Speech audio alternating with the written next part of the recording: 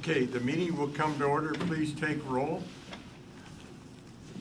I don't know that. Excuse, you've got the emails, yeah, you got the emails. Okay. Deputy Mayor Poza, Here. Councilmember Baggett, Here. Councilmember Brown, Here. Councilmember DeCoursey, Here. Councilmember Holman, Excused. Councilmember Trout Manuel, Excused. Councilmember Wells. Excused. Okay, 3 excused. So, first item on the agenda will be our council. Do you have any announcements, reports, and/or presentations to come before us tonight? Hearing none, seeing none. We will go into item 3. We're reviewing the council procedures. What I was trying to do, since I've been deputy mayor, is to put in the rules and procedures that the deputy, this will be one of deputy mayor's responsibilities annually, to bring it up for the council so that we can keep everything current, either revise or delete, etc. So, and I had a meeting with Steve, our attorney, and he's going to kick off some of the things that he and I discussed, and then I hope to see, if we need to, a red line of all of the things that we discussed, so that we can shoot this thing through with some degree of focus and process. Does that sound pretty good to you guys? Sure. Okay, all right. So, Mr. Attorney, take it away. Or as they say in vaudeville, take it away, Leon. Break a leg. Going to vamp for 8 measures and then go right into the first verse. For the record, Steve Gross, City Attorney. We've got a couple of things in your packet this evening. One is a PowerPoint presentation that will be up on the screen. The other thing that's in there is a current version of the council rules. So for your convenience, it might be easier to follow along the council rules because we've got the PowerPoint up on the screen. I'd like to talk to y'all about some basic policies first. And if there's consensus on policies, that'll make it easier to go back and produce a red line document for the rules. We'll talk about what some of the current rules are, whether they're working for you the way you intended them to work, and if not, what are some of your options for changing them. So starting off with general management. Section 12.1 is the election of deputy mayors. There's good provisions in there that council went through just a few years ago about nominations for deputy mayors, and all of that seems to be working. At least it did last year when I was here at the end of the year. So the question is, the rules do not provide for any specific timing for that. So you have a couple of options. One is you can try to have the election before the end of the current year, is one option. Another option that other jurisdictions do is to have the election of deputy mayor done at the first meeting of the first meeting of the year in a new year.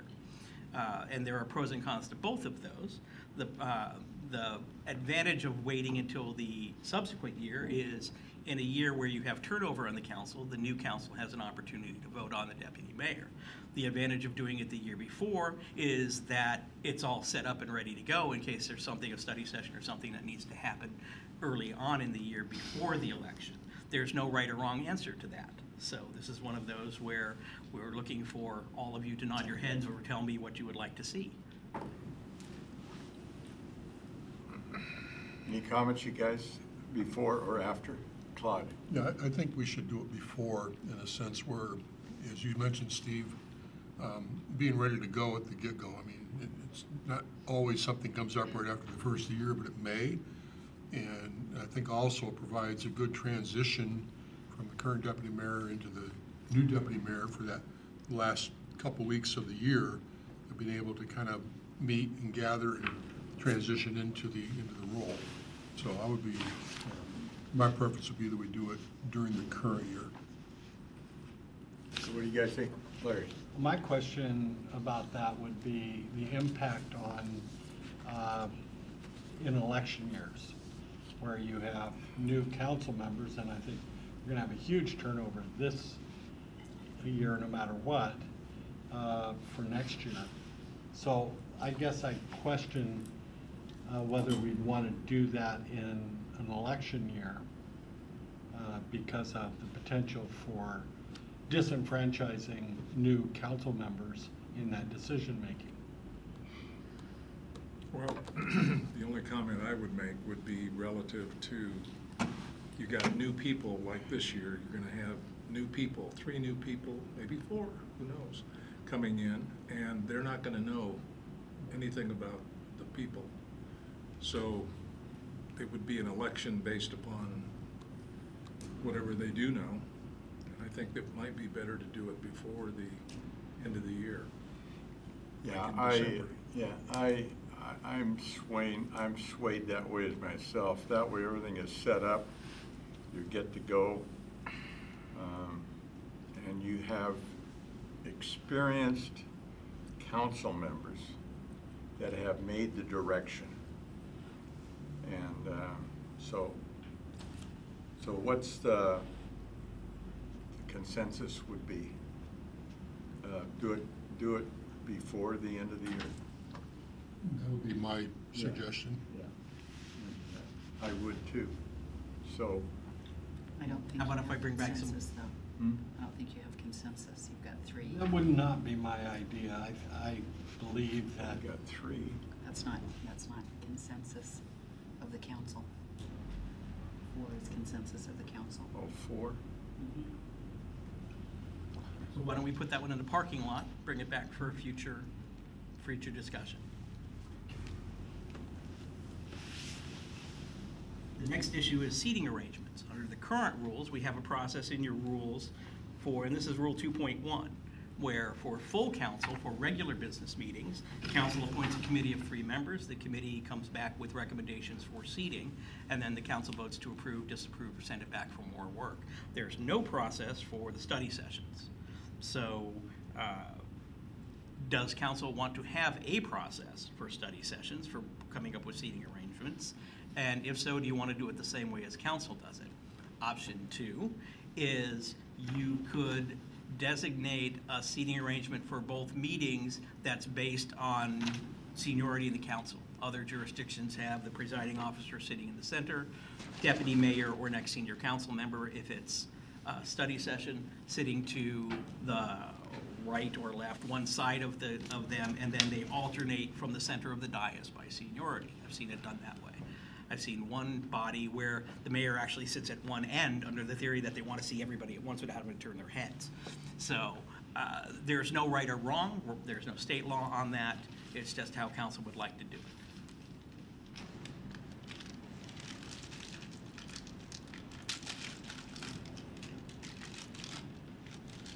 Claude, I'm sorry. It's okay. Sorry, Claude, I was, For me, for study sessions, I kind of like the variety, not necessarily always being in the same seat or sitting next to the same council member.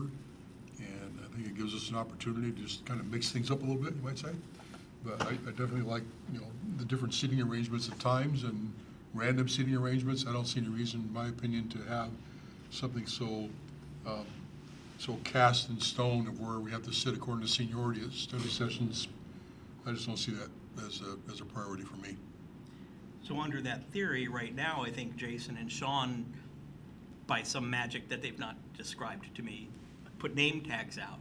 They can continue to do that if you'd like, or we can leave them all in a pile in the middle, and whoever gets there first gets to take their seat. I like having the city clerk and others, put the name tags out. More variety. Bob. We do have 2 that are pretty well fixed. We have the focus area chair or vice chair and the deputy mayor. Yes. So the other 6 people on the council will actually have, or I have 5 actually. I like the variety, and I think that whoever sets these things up, it's catch can when we come in. We're always looking to find out where we're sitting. It's kind of fun. Yeah, it is. So you like the study session format, The study session format, yeah. and I do too. I'm just fine with that as well. Okay, so you have consensus on that. Yes, no changes. And everybody's happy with the committee process for the regular meetings? Sure. Now, is that, the language cover that? Yes, that's the current language in 2.1. Three-person committee is, ad hoc committee is appointed. They come up with a plan and present it to council. That's what we did earlier in 2019.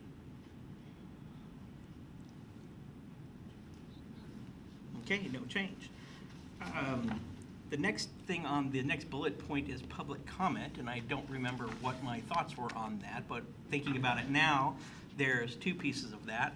One is the time of public comment during regular meetings. Right now, we have general public comment at the beginning of the agenda, and that's when we do all public comment on items that are on the agenda, and just general public comment. Other jurisdictions don't have general public comment, but they allow members of the public to speak for 3 minutes on each item. So the sequence is, the item is introduced, staff does a presentation, council members do their comments, audience has an opportunity for public comment, then council has the opportunity to consider that before they take a vote.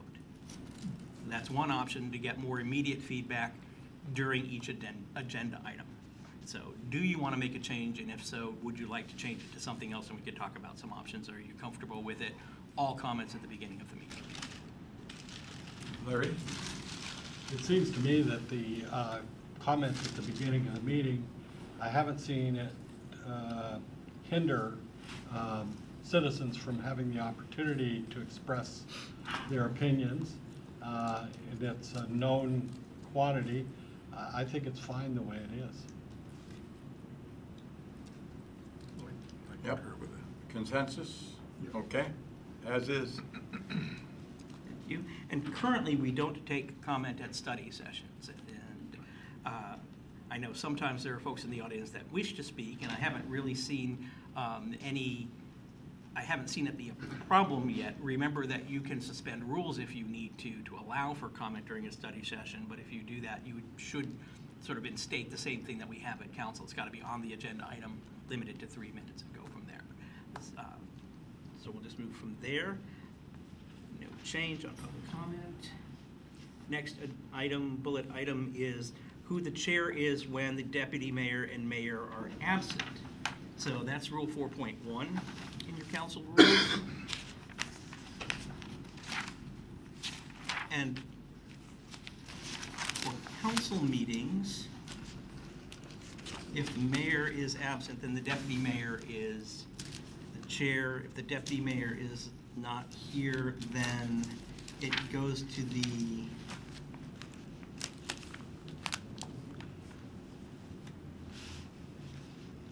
I lost my notes on that.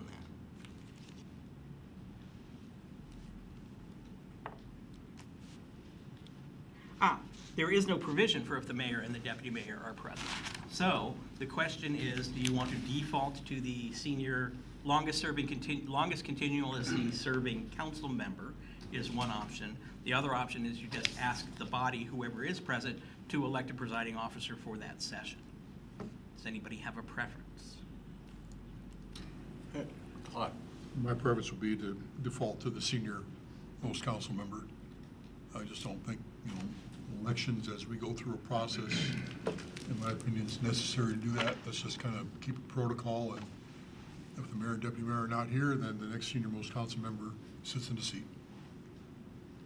I think we had a committee on that recommended that in the first place, and I think that was good. Larry? No, that'd be fine. Okay, all right. You, as well as me. That works for council meetings. For study sessions, remember each study session has the deputy mayor preside and the SFA chair preside.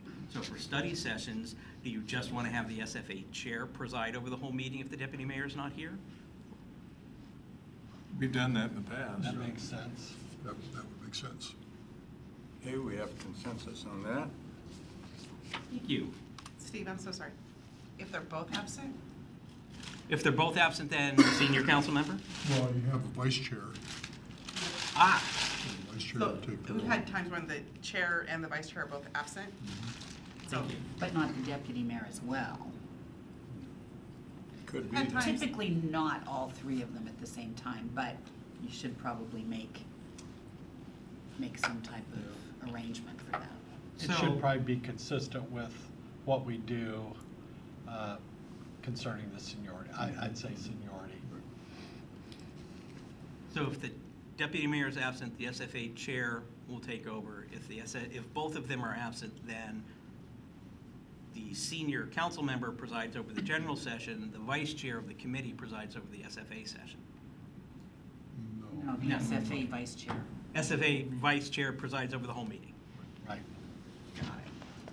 And if all three of them are absent, then senior council. then the most senior council member. And You're after gonna draw that- diagrams? After that, we After draw that, we don't have straws. a quorum. Quorum after that. We'll barely have a quorum if we're Right. down that far. Right. Thank you. Okay. Next page, voting.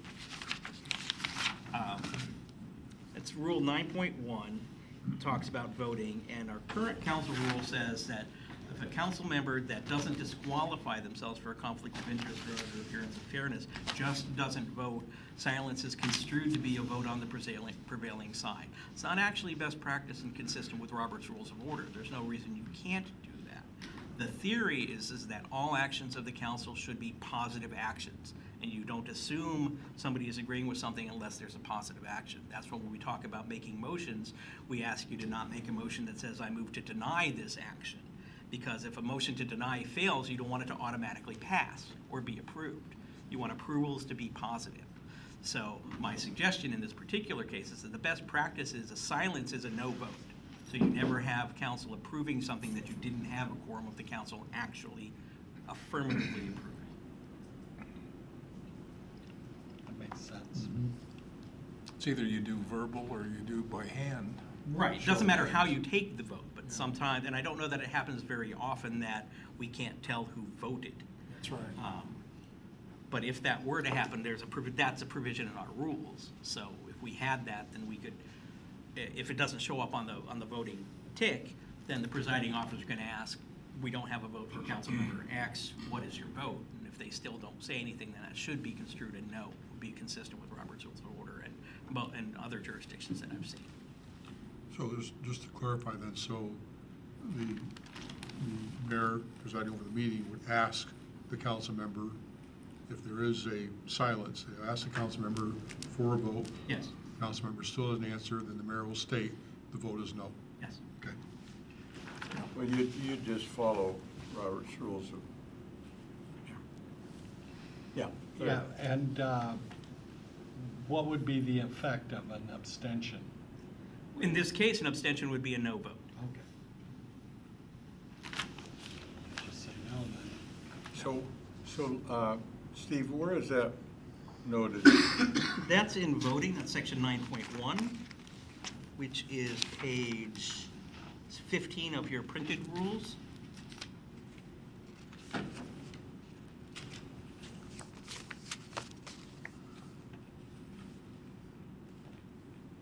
In the middle of the paragraph, silence of a council member during a vote shall be Yeah, recorded as a okay. vote with the prevailing side. Thank you. 23 of 66.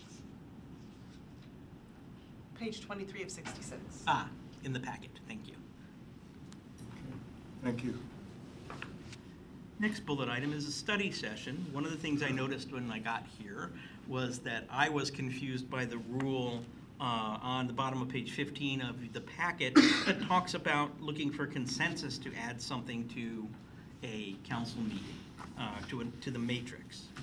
And so the footnote, if you'll forgive me while I read it, the council cannot vote on, there's a couple things I want to talk about. One is the first sentence that says a council cannot vote on items during a study session.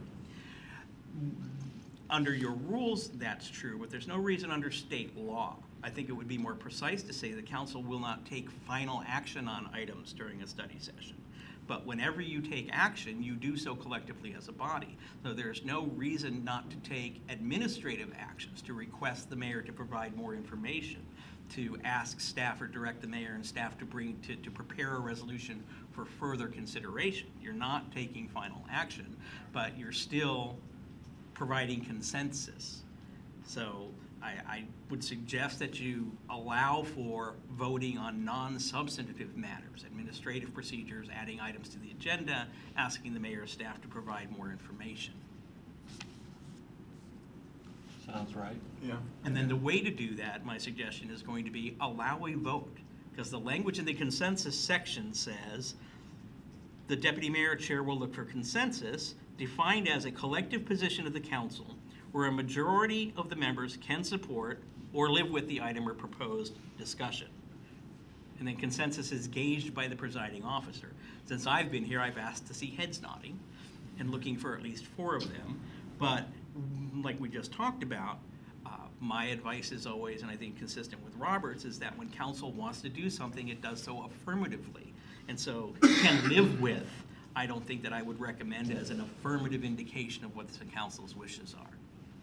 So I propose to bring you back some language that says council will not take final action, give some examples of non-final actions, administrative or directive actions for staff and the mayor to bring things back to you for a formal vote during a regular meeting. That'll also allow for public comment on those items, and I think that may help things move along a little more quickly.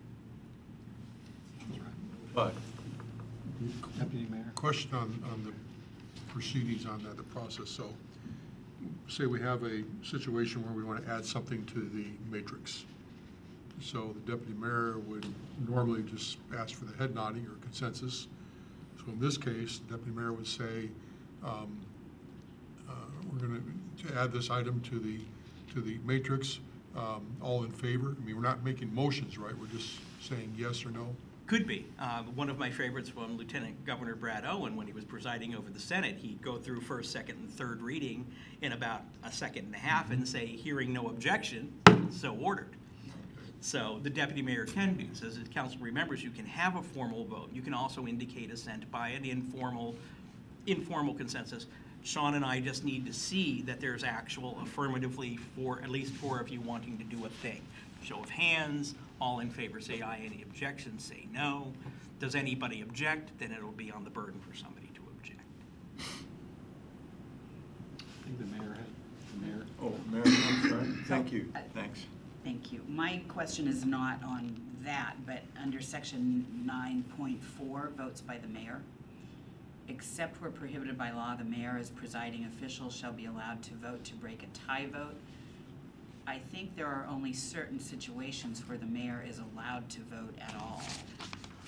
Correct? Correct, and that's in RCW 35A12-110, talking about the mayor can vote only in the case of a tie in the votes of the council members with respect to matters other than the passage of any ordinance, grant, or revocation of franchise or license, or any resolution for the payment of money. So what does the mayor actually get to vote on? Very little. Very little. You can vote on resolutions, but not for those that involve the payment of money. Even if it's a receipt of a grant fund, correct? That's not for the payment of money, so you could But didn't vote it say for something about grants in there? the passage of any grant, so it would be the city giving a grant. I'm not sure that state law, and we'll go back and look at it a little more closely to see if that means approving the receipt of a grant. Because I could see, in my brain, where the most horrible thing that could possibly happens, is that the mayor breaks a tie vote and then the city accepts a grant, and then when it comes for the budget amendment to expend the grant, Council doesn't approve it. Right, or to enter into a contract to spend the grant, council doesn't approve it on a split vote. So that could be a thing. That's why I think a lot of people have the idea that the mayor gets to break a vote on a number of things, and that's not true. What, should we clarify this a little more then? I don't think so in Like we have a 9.4 lot because of- it's in state law. And I think if a question comes up and there's a tie, we're going to call a timeout and we're going to take a look at the statute. Because we would never want to give you bad advice in the middle of a meeting, so we're just going to ask you to hang on while we double check and see what it looks like and see which one checks off Can on. we at least say something in 9.4 of either according to state law, according to RCW, whatever you mentioned, just to give it some substance? Because I was like the mayor, where I felt that if we had a tie, the mayor could break a tie. I couldn't. So, yeah, so I think Would you like a little more detail Just in a little 9.4? more detail. We can footnote the statute. Yeah, just to clarify it, so, Yep. especially with new council members coming on That board, would so we have a improve better that. understanding what that means. Absolutely, happy to do that. Moving on to the next page, absences are in rule point 4.1. Under the current rules, are automatically excused if the mayor or city clerk is notified, but it doesn't say how. And I think that it would help the mayor and the city clerk and the mayor's staff if we had a little more guidance as to what you would consider notification and possibly how early. Of course, the earlier the better, but does council want to require written notification by email or something else? Or is phone acceptable?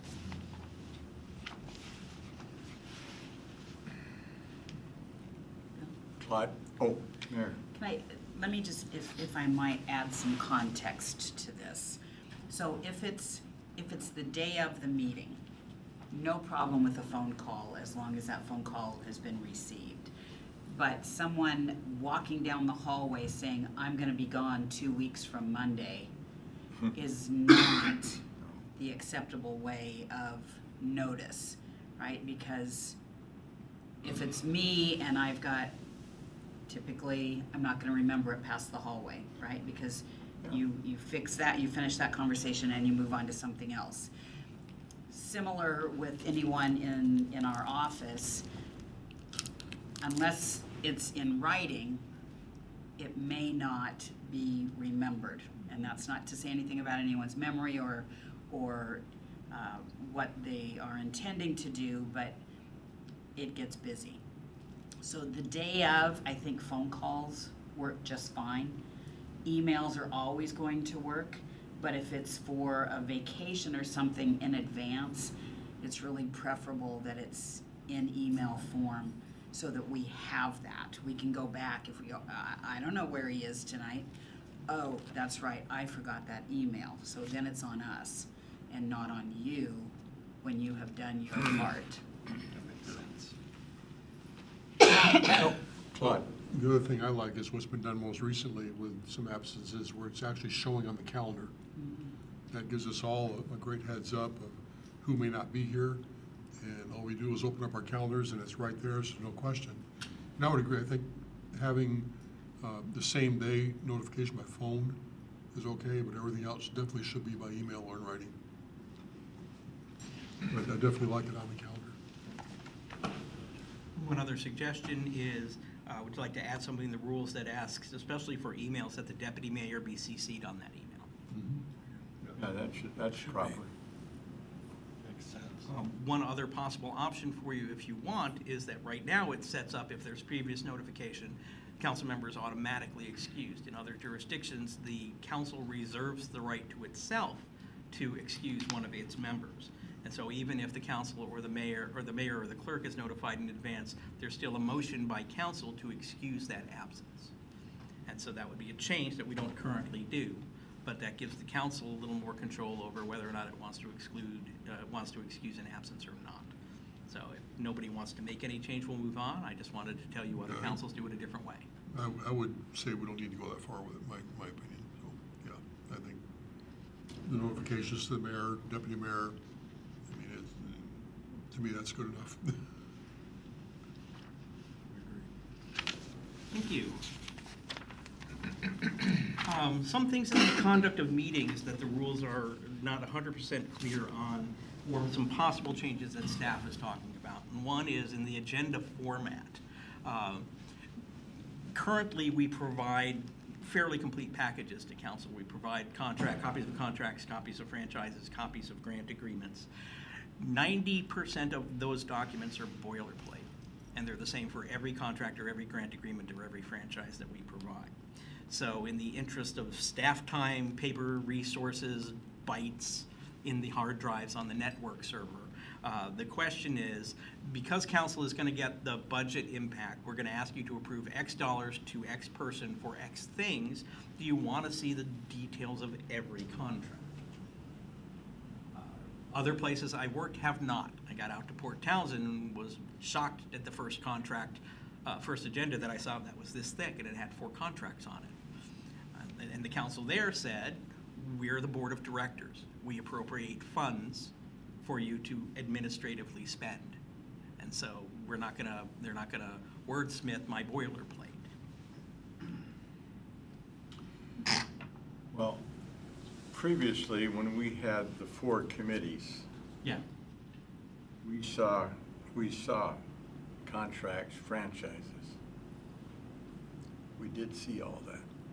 But then it became, some of the information was redundant information. So it really, some of it didn't make a whole lot of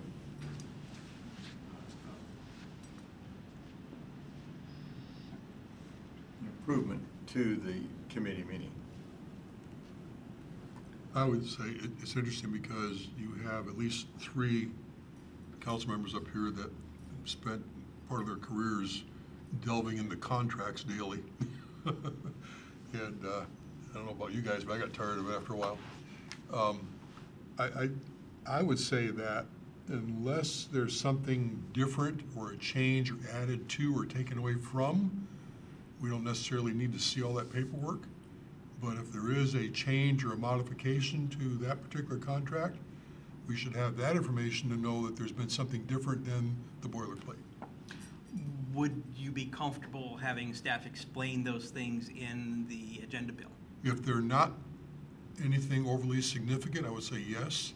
If there's a lot of detail that does basically I guess I'll just say almost like a rewrite.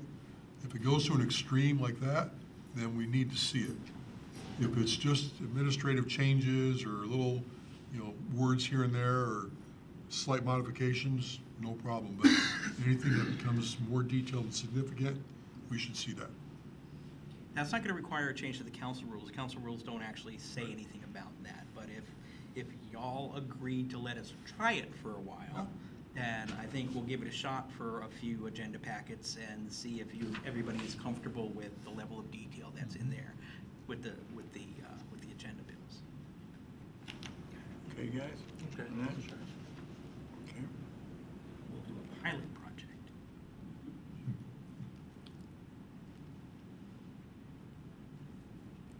There's a little inconsistency in the council rules about who the parliamentarian for the council is.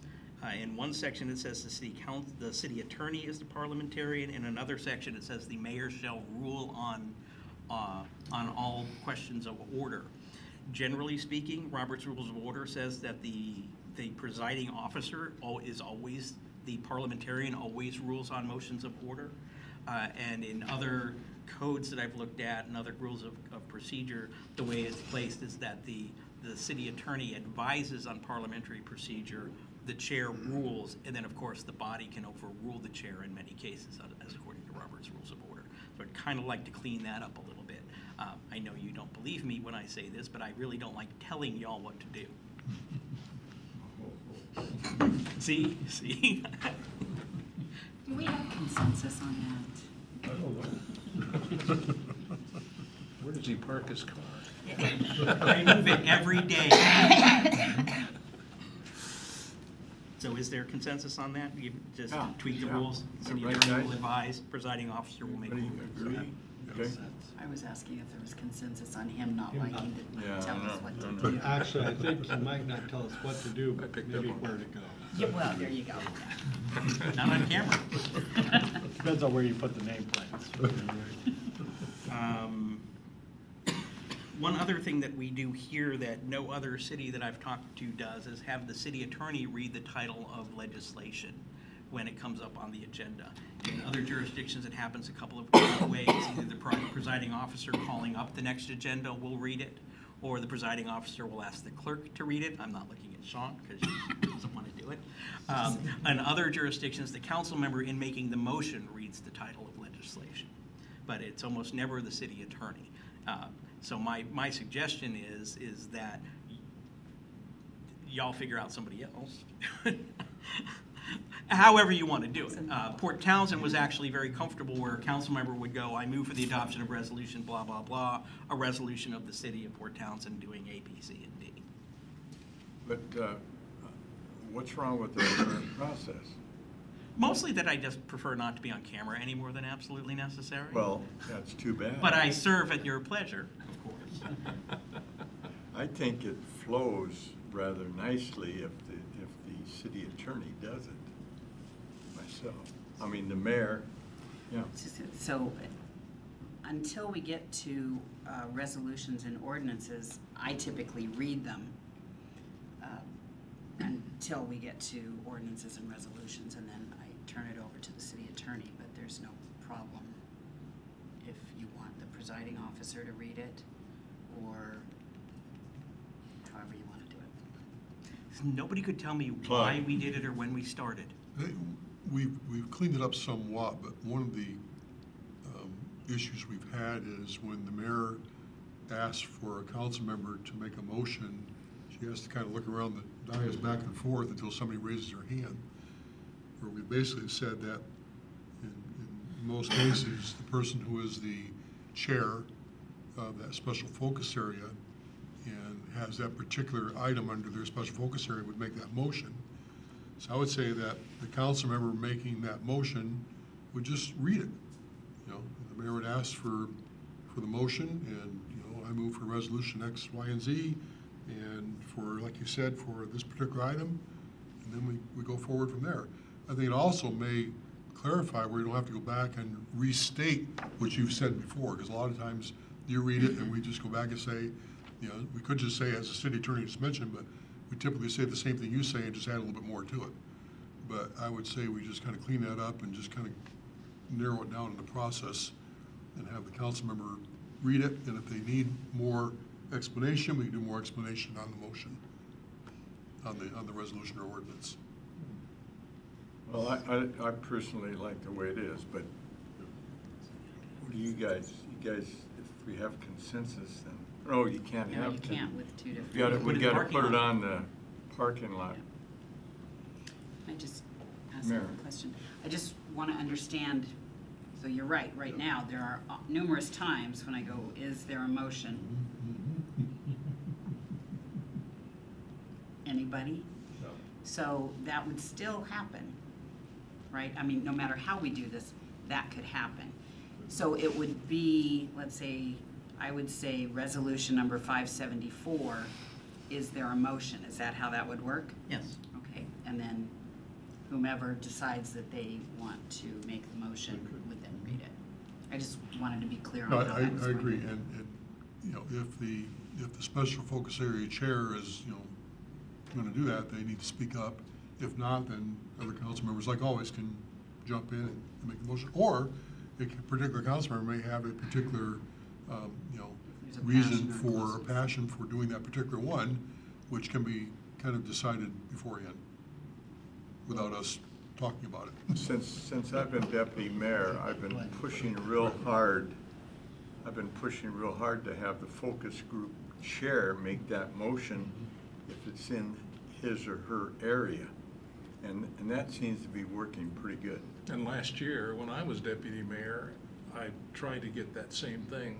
Yeah. But every once in a while, we'd have somebody step up Yeah. that did not get the message, Yeah. Or and that didn't was step fine. up, or didn't step up, yeah. Or didn't, yes. As long as somebody makes the Yeah, motion. if somebody raises their hand to make the motion and it's not the special focus area chair, then no problem. It looks like we got 3-1, so that goes in the parking lot. In the parking lot it goes, thank you. Not on the slide, but one of the things that we've been talking about at staff and director level is the matrix, and the purpose of the matrix and how things get put on the matrix. And what I wanted to talk a little bit more about was my understanding, and I wasn't here when you converted over from council committees to special focus areas and putting things on the matrix. But my understanding that it was originally intended for council members to bring up items that staff isn't already bringing forward and putting into the projected agendas. And so what we struggle with occasionally, at least my observation, is that staff struggles when council asks to put something on the matrix with specificity as to what council wants to discuss and how we balance that against things that we're already working on. So I don't know what the answer is. Right now, it requires consensus on the matrix, and I don't know that we need to have any rules, but is that process working for you? I mean, you've been in here where staff is saying, what kind of presentation on X would you like us to see? So I don't have an answer or a recommendation right now, but I think we'd like to ask council to think a little bit more about what the matrix does, and if there's some other process that staff can help council with to sort of plot out the year. Because legally, if there's nothing on the matrix, but there's a full projected agenda, then you've got stuff that needs to be done. If there's other policy issues that you want to talk about, then do those get on the matrix? Another piece of this, and I ask any of the other department heads who have been here longer or having the same questions to weigh in, if that's okay with the deputy mayor, about how you see that working with department heads coordinating with special focus area chairs too. So I don't know that we need to answer that now, but if anybody's got any preliminary thoughts about that, I think we'd be interested in hearing those. One of the things that kind of concerns me, but not really a whole concern, is when we go through the matrix and it's asked if there's anything else needs to be added to it, the council member just automatically may bring something up, and it's like that surprise factor, okay? I think we need to be a little bit more forward-thinking and have council members, if they are looking at adding items to the matrix, look at providing the deputy mayor with the information beforehand, and something like you have, Bill, in that little sheet that you write, that you do for the clerk, city clerk, of have the council members put something down that's more specific, so we can discuss it and have a consensus or whatever we decide to do at that time for the matrix, instead of just at the spur of the moment throwing something out of the table. That would certainly improve the system. Yeah. And Chip Mayor. One other thing that I would like to ask your opinion on is council sets policy. So typically, if you're adding an agenda item to the matrix, would you agree that it should be more policy in nature than just, I want to have a presentation on? I would agree with that. I think we need to look at policy issues. If there's a certain presentation a council member would desire, again, that can be taken offline and brought to your attention, or Deputy Mayor and you, and if it's something significant enough where we think it should be on the agenda, we put it on. Other than that, no, I think it needs to be policy-related issues, because ultimately it's going to go before the full council for some sort of action, and we need to have something that has more substance to it in relation to how we address policy issues. So that was my understanding, and I think the other thing is council, you are so very good at making sure that there is always something on the matrix for your topic. But sometimes, as the city attorney was saying, most of your items are covered when you meet with the directors for your special focus area. So I don't want anyone to feel like they have to add something or they're not stepping up and doing their job. Because quite frankly, you're doing a lot more of the work when you're meeting with the directors and you're coming up with what the agenda topics, like I know for Councilmember Trout-Manuel and Councilmember DeCoursey, when you meet with Director Tate on community wellness. You have a whole year planned out. So you don't need to add items to that matrix to make it look like you're doing something. You've got a whole year's worth of work already mapped out. And I just don't want anyone to feel like, well, if I don't have anything under my color, it's gonna look like I'm not doing anything. So I think sometimes there's an underlying assumption that you have to add something, otherwise you're not doing your job. I think that's a good point, because you look at the matrix and it gets kind of narrowed down. It's like, oh my goodness, there's no topic here. What should we bring forward on the matrix? So yeah, I agree with that. I think it's the way to go. Yeah. More policy in nature. Yeah. And working with your directors they have a lot, they have plenty, and your input and your guidance helps them plan out the entire year.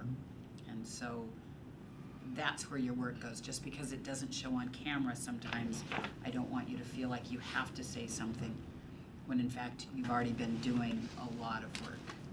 And like it says, we meet with the directors, those particular items that are identified do show up on the matrix. So, Or they just show up in the projected so agendas. take one or the other, right, exactly. Yeah, that's true. Would council like to see some draft language for the matrix that says, for additions to the matrix, council members will submit them to the deputy mayor with some sort of, I'll work on this language a lot. But basically, we'll submit them to the deputy mayor to be presented to council, and then we'll work on that sort of checklist to say, council member identifies with some specificity what they would like to see in that item, and maybe we talk about some check boxes that say, is it already on the projected agenda? Is staff, they've already checked to see that staff is working on it and is going to be bringing it forward at a certain time, so they understand that, because I can see a circumstance where a council member may want to talk about a particular item, but it's under a different special focus area, and they may not know that that special focus area chair is already working with staff on that item. So I think if we work on a general acceptance among council that they're going to submit those at least a meeting before, or at least in time to get them on the agenda before, and we'll work on that checklist. So this is an item that I've checked with the appropriate special focus area chair and made sure it's not already being projected out for work or inclusion somewhere else, or isn't already on the projected agenda. I think that may help council members that may not always know what each other are doing because of the Public Meetings Act, which we adore and respect. So I'll come up with some draft language and bring that back. We'll improve things. Thanks.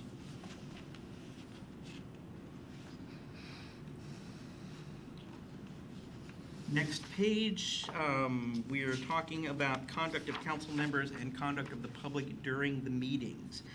The council conduct rules are in 6.7. The conduct of the public is in 10.2. There's language in both of these sections that talk about, I call them niceness rules.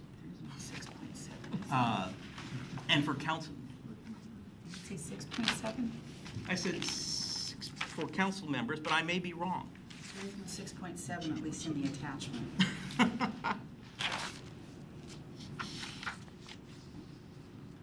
7.3. I don't know what version I There was is looking. 7.3. Yes. Courtesy. So 7.3 at 7.3 for council members is, I don't see any particular challenges there, but when you look at section 10.2 for conduct of the public, you're opening up your meetings for public comment. You're creating a limited public forum. Once you do that, you can't discriminate based on viewpoint, but you can control, you can prevent disturbances to the meetings. And so I'm going to suggest that we go back and pull some language from more recent rules for you that talk more about what constitutes a disturbance. And there's been some very interesting court cases about what constitutes a disturbance to a meeting and what doesn't. In many cases, without the use of really, really bad obscenity, calling folks names does not constitute a disturbance. It does not, going over your time does constitute a disturbance because you're preventing other speakers from speaking. And you're preventing the council meeting from going on from carrying on the conduct of their business. But the language as it's currently written may not be enforceable, and I'd like to bring you back some language that's a little more clear and current with updated law.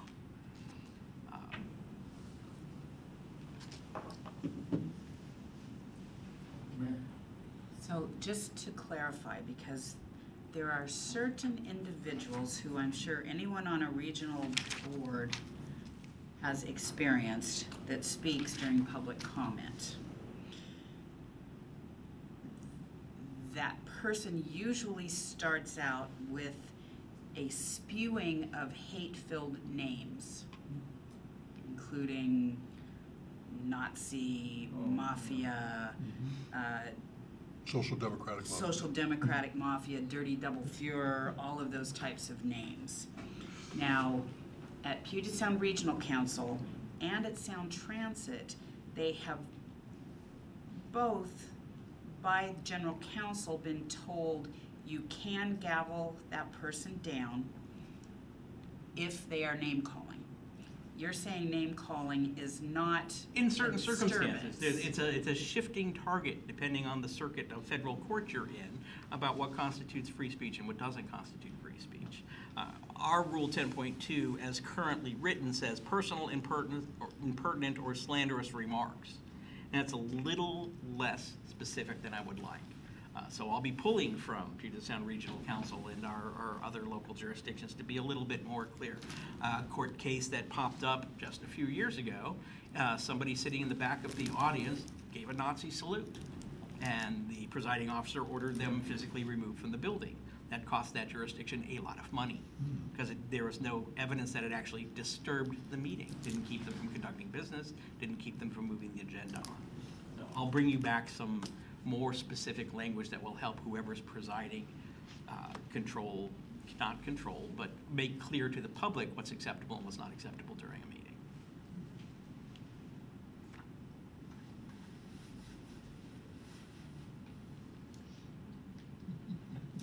You get that at Are you every waving? meeting. I was waving, but at every meeting that I I'm know at, you're talking. he starts out like this. Yeah. I think we've all been in those meetings. That's why I said everybody on a Yeah. regional committee has heard him speak. Or those that worked at the housing authority prior to that. He gets around. Gone to testify.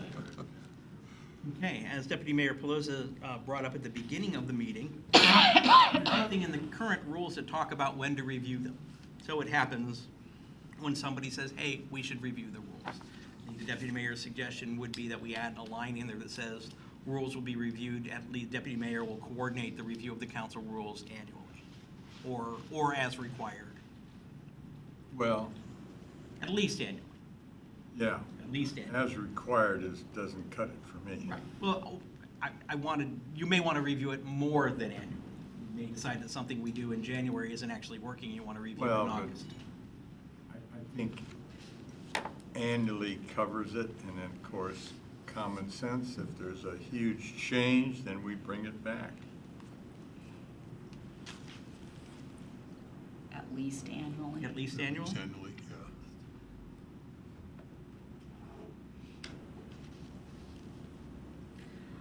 Question about, there's provisions in the Section 12 that makes it a duty of the deputy mayor to help with training new members, but there's no actual specific requirement in council rules requiring new council members to go through orientation of any kind. There's some state law requirements that require them to get training on the Open Public Meetings Act, Public Records Act, and records retention, and there are lots of offered training for new council members. AWC is putting on a great presentation on December 7th, Saturday, December 7th, for newly elected council members at the city of Covington. It's going to be the closest one. But there's nothing in the council rules that require council members to go through any kind of orientation. So the question for council is, do you want to require them to do that, or do you just want to make that optional? Yeah, Should. Yeah, I think we should. I think Yep. the AWC's elected officials, essentials for elected officials is so valuable. And the information you provide from there, and usually Steve DiGiulio does the He does the training, morning. you know, and it's really, really thorough. So I think that should be a mandatory thing, at least that one. I found it to be very valuable. You got consensus on that one? Mayor? Share something else, all of the directors, because there is going to be at least 3 new council members sitting up there in January. Our directors are going through and they are doing an incredible job of scheduling, figuring out when items are going to occur at the beginning of next year that council is going to need to understand some background on, and is going to be doing those orientations. So it's not just the AWC, but your directors have really put a lot of time and thought and effort into getting things scheduled, coordinated, so that if you have something coming up on the budget, you already know about it, or you understand what the budgeting process is before you have to vote on an amendment, on a budget amendment. similar to anything going on in public works or community development or parks, they are prioritizing when those trainings or orientations are going to occur for new council members, so that there is some background and understanding and you're not running into this cold and kind of looking around to your fellow council members to see what they're going to do. So they're really putting together a robust orientation process for all new council members going forward. Okay, thank you. And last but not least, Rule 14.1 says department directors shall attend all meetings of the council unless excused, but it doesn't say excused by whom. And in a mayor-council form of government, generally speaking, council department heads report to the mayor. So I've heard, I don't think I've seen since I've been back, that there was some question about why is a particular department head not here to ask questions. Well, one answer is, if you have questions, you can pass them through the mayor to the appropriate department head, and if the entire council wants to hear the answer, ask the mayor to report back. But I think it would be a little clearer if we just clarified that department directors are excused at the mayor's direction. Council members, that is it, except for the 2 or 3 things in the parking lot. I will try to get a red line version back quickly, probably not in 2 weeks, but certainly within a month, and bring it back, and then we'll have those 3 items with some possible language as strike out and underline. Do you think we need another study session with the red line in front of us? Because we've got 3 council members that are not here. I think it would be appropriate if we did it again. I mean, we're in no hurry. So the next study session's in 2 weeks. Could you have some? Probably not. It'll probably be a study session 4 weeks out. There's a bunch of stuff going on this So time of year. let's look here. So how about the 28th of October?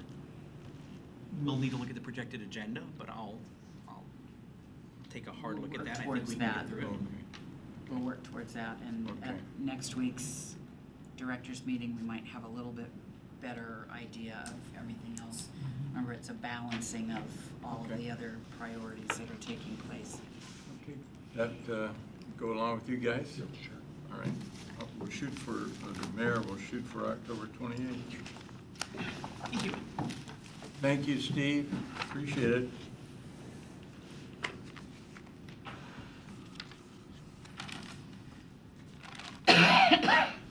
Okay. Now we're going into Ms. Henneman, I-976, which has had a lot of notoriety in the newspaper and medias and Yes, sir, it has. For the record, Dana Hinman, Director of Administration. Thank you, Deputy Mayor, Council, and Mayor.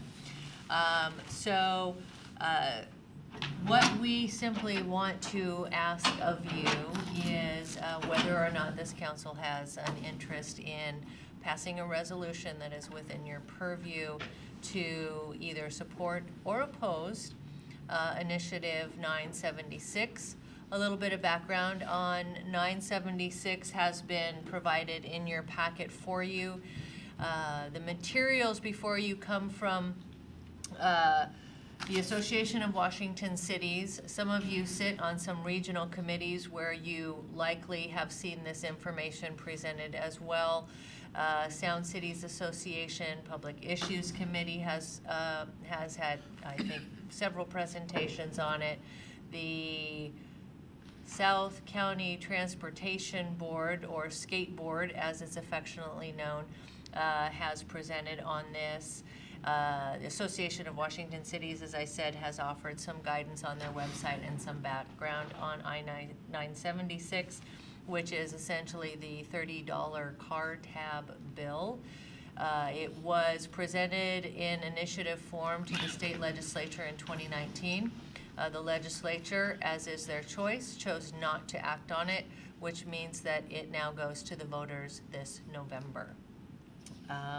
Some of the data that you see within the information provided to you comes from King County Metro, and the financial impact statements as required by law, are prepared by the Washington State Office of Financial Management as to what the impacts of the passage of this bill would be. I think essentially, as we all know, it would impact numerous levels of our transportation infrastructure statewide.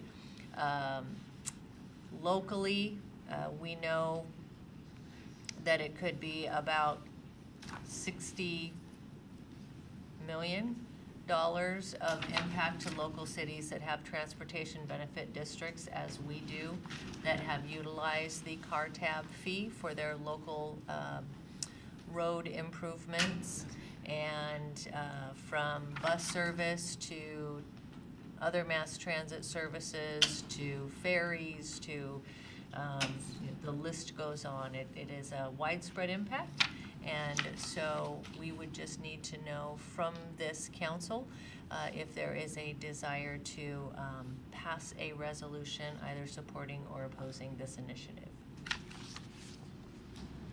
Oh, I'm sorry. Yes, sir. Yeah, thank you, Deputy Mayor. It would be my extreme desire that we oppose 976. It's going to have a devastating impact across our state, from Zilla to Anacortes. And, you know, I mean, just for example, Seattle, it'll impact them $32 million for their transportation benefit district.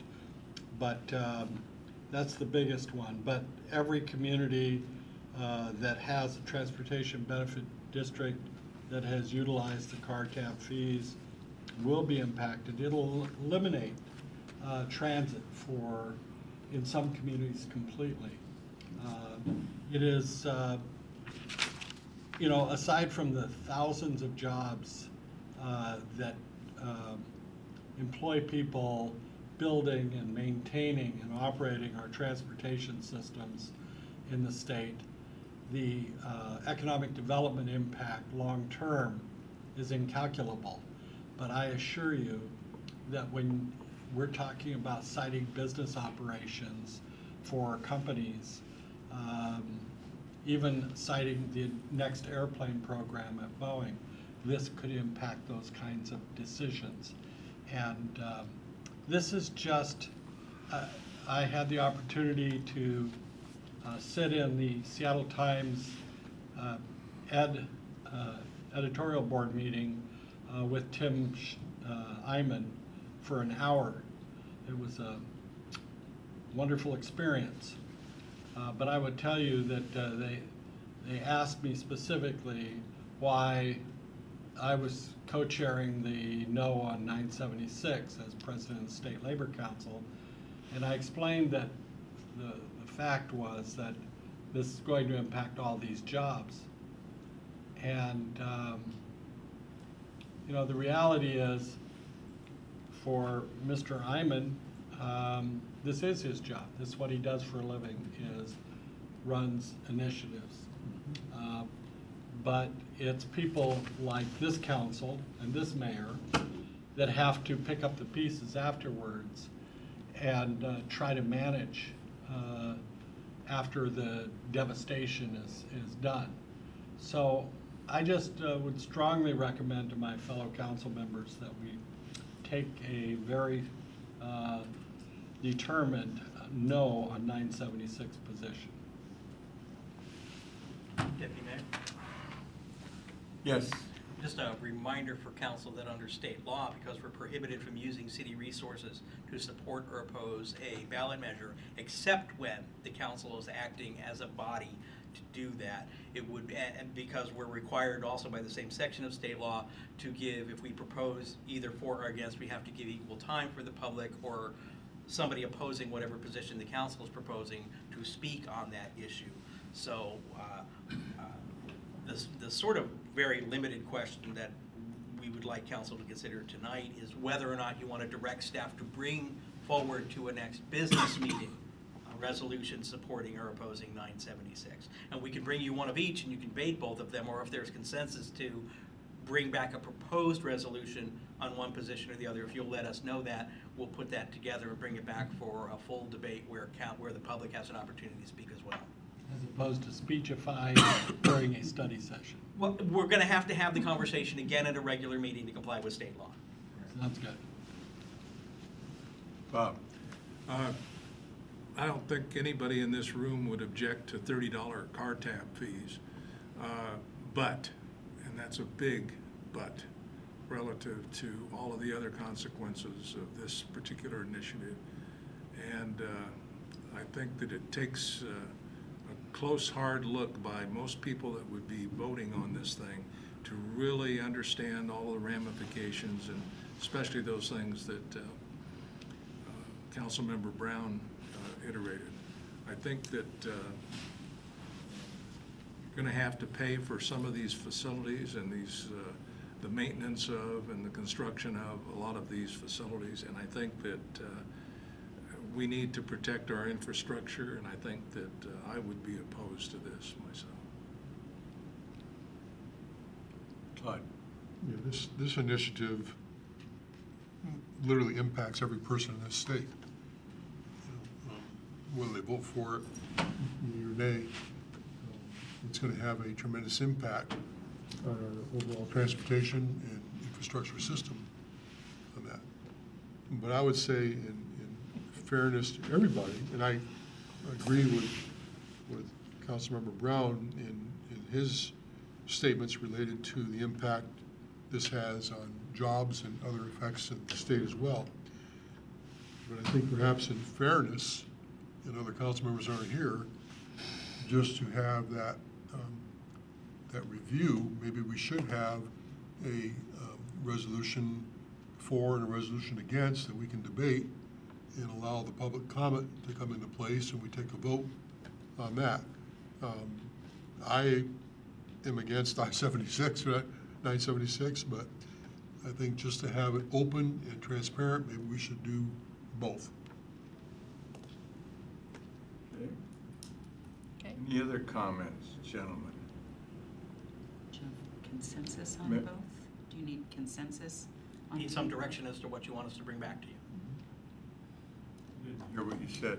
Need some direction as to whether you want one resolution or two resolutions. My suggestion was we bring a resolution for and a resolution against, that all 7 council members can review, debate, and take action on, rather than just one or the other.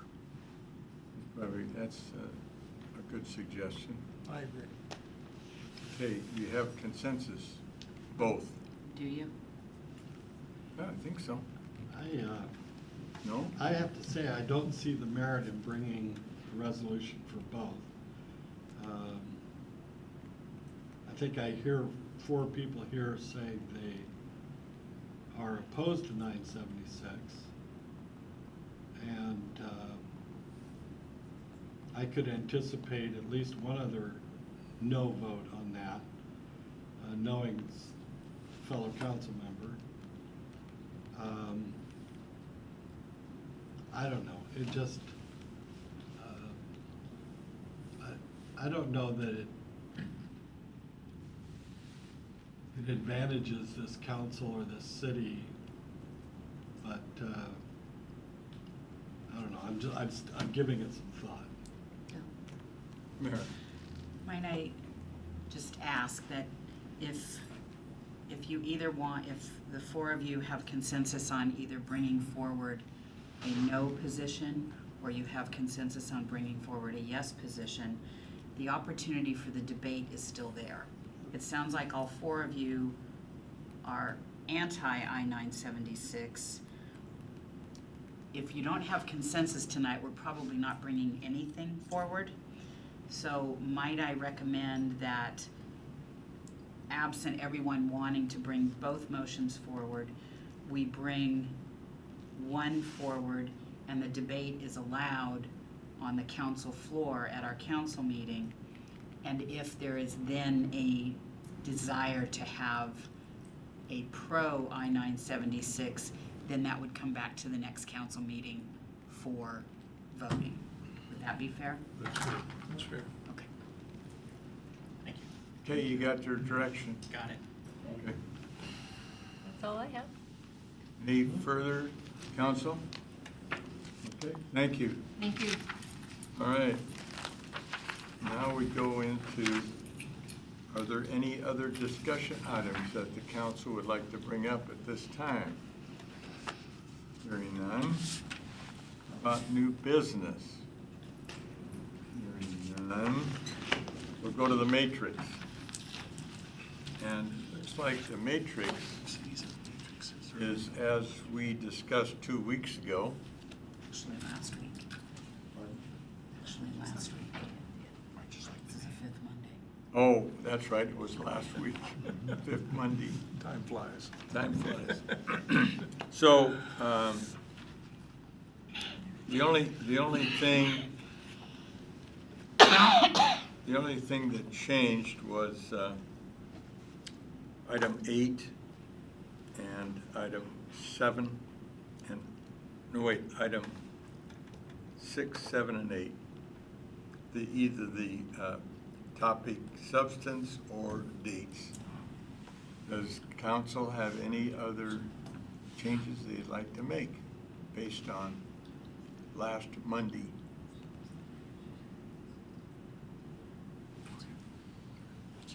Council? No? No? All right, we're adjourned. All right. Thank you. Again.